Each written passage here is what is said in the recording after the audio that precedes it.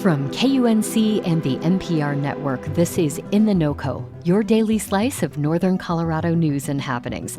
It's Wednesday, April 3rd. I'm Erin O'Toole. It's no secret there's a crisis of shrinking local news.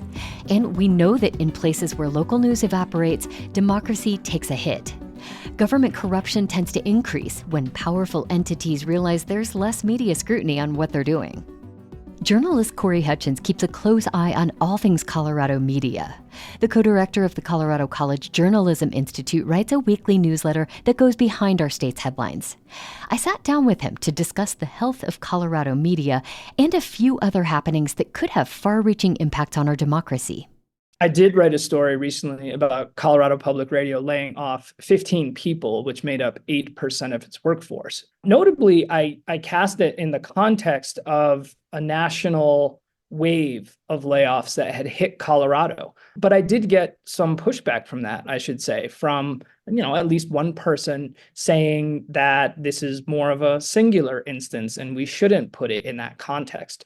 But there's no question that more people are losing journalism jobs because of just where we are in our stage of capitalism and our inability to kind of support the business model for local news. And I'm not quite sure what it's going to take to fix that. I know a lot of people are working on it, and I know that philanthropy is one place that is kind of on the march in trying to help fill the gaps. I think we've had a similar conversation about philanthropy and how just strange it feels to have to rely on something like that to fund what is a public good and essential to our democracy. Yes, and I'm glad you brought up that phrase, a public good. I know surveys have shown that particularly younger consumers of media, those like 18 to 30 years old, have less of a problem with the idea of more public funding to support local news.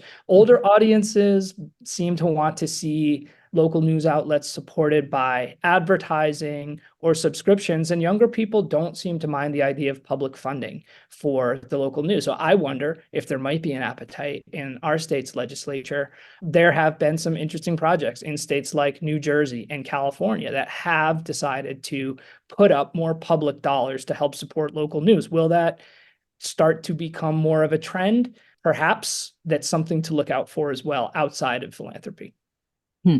Well, a new printing press for newspapers in Colorado. Might we see that as a little glimmer of hope in all of this, at least for print outlets? Oh, yes. Just a couple weeks ago, there was an announcement that we will be getting a new printing press all the way from Canada through Washington State into a warehouse facility in Denver. The national nonprofit, the National Trust for Local News, which is an organization that seeks to help local news organizations thrive and financially sustain themselves, has a presence in Colorado and runs 23 weekly newspapers in the Denver suburbs called Colorado Community Media. They had a hard time when the Pueblo Chieftain, which is owned by Gannett, abruptly shut down its printing press last summer, and it sent roughly 80 publications scrambling to find a new printer. Many had to go out of state. The trend was that these giant printing presses were just crumbling and going away. And the National Trust for Local News says, let's see if we can actually bring one back. And they call it a mission-driven printing press. And I think that's important because I think what they're saying is, I'm sure they want to make money off of this as well, but they want to help the news and information ecosystem in Colorado. And doing this will do it. So when we talk about sustaining local media, Corey, one thing that's starting to pop up more and more is how AI can or should be involved. In one of your recent newsletters, you discussed an AI news venture that has since pulled the plug. I'm wondering what was going on there. Kind of a bizarre situation, but one that I think we're going to see happening more and more as it becomes cheaper and easier to adapt and use artificial intelligence technology. It sounds like a Republican consultant in the Denver area had created a purported news and information site that purported to report on local news developments. It was irking a few journalists who report on politics who felt like their work was getting ripped off, and it was hard to tell who was behind this site. I used the site in my media literacy lessons at Colorado College to show how hard it can be sometimes to find out who's behind something. It had a PO box, but the Colorado Times Recorder, which is a progressive news outlet, one of their reporters actually found out who runs the site, and it was a Republican consultant. He confronted him about it. Why are you doing this? And the guy said that it was an experiment with artificial intelligence. I think he said something like, I didn't mean to rip off other reporters' work, but this was an experiment. And now that you're calling me about it, I think it's over. And that was that. Right. And then the site went away. But it's possible that it started to come back in a limited capacity with a little more attribution. But it speaks to a larger problem that local news organizations are facing with these companies that pop up that are very opaque, and it's hard to find out who runs them. And they are ripping off the work of hardworking local journalists. And what you'll see sometimes, you can identify these sites by just how oddly phrased some of the wording and syntax is in their so-called stories.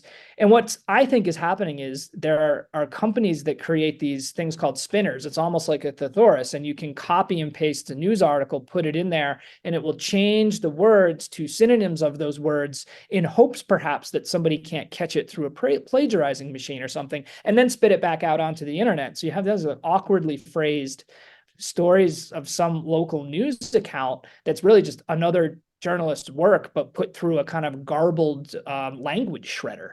And I'm afraid we're just going to see more and more of these. There are these really creepy sites coming out that are writing fake obituaries about people who haven't died. And this was kind of a local snapshot that was happening about Colorado political journalism. I want to talk about another concerning development.